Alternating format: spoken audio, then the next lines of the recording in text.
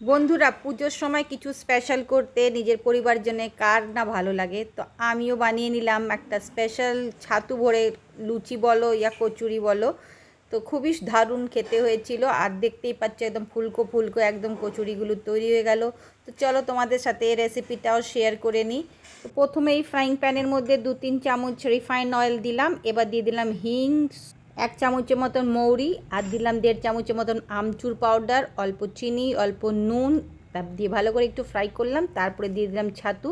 তো ছাতুটাকেও এখানে ভালো করে মিক্স করে নেব আর একটু ভালোভাবে ফ্রাই করে নেব, একদম দেখতেই পারলে ঝুরঝুরা টাইপের হওয়া উচিত। আর এবার এটাকে রেখে দিলাম। আর এবার একটা ডো তৈরি করছি। তো আমি এটা আটা দিয়ে তৈরি করছি, 2 কাপ আটা নিলাম। আর এবার এর মধ্যে দিয়ে দিলাম কালি জিরে, আর সাথে দিলাম স্বাদ অনুসার লবণ আর রিফাইন্ড অয়েল। দেওয়ার পরে এই আটাটাকে ভালো করে একটু মেখে নেব, একটু শক্ত শক্ত মাখবো। তো যতটা জল দরকার পড়লো অল্প অল্প করে আমি এটাকে মেখে নিলাম।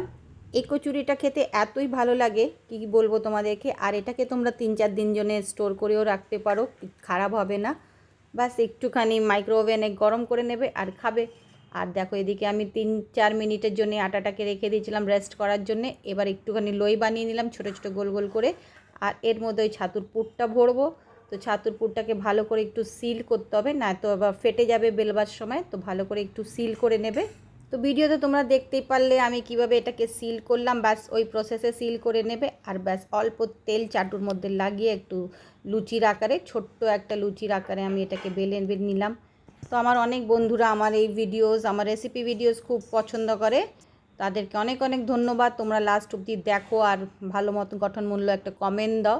তো দেখো এখানে তেল গরম হয়ে গেছে। তো এবার আমি লুচিগুলোকে এক এক করে ছেড়ে দেবো। আর যারা একদম নতুন, যারা সবে সবে রান্না করতে শিখছো, তো তাদের জন্য বলছি তেলটাকে চেক করার আগে একটু ছোট্ট মতন একটা আটার গোলা দিয়ে দেবে। তো দেখবে ওটা যদি ফুলে উঠে তার মানে তেল রেডি আছে। তো এবার আমি লুচিটাকে ছেড়ে দিলাম।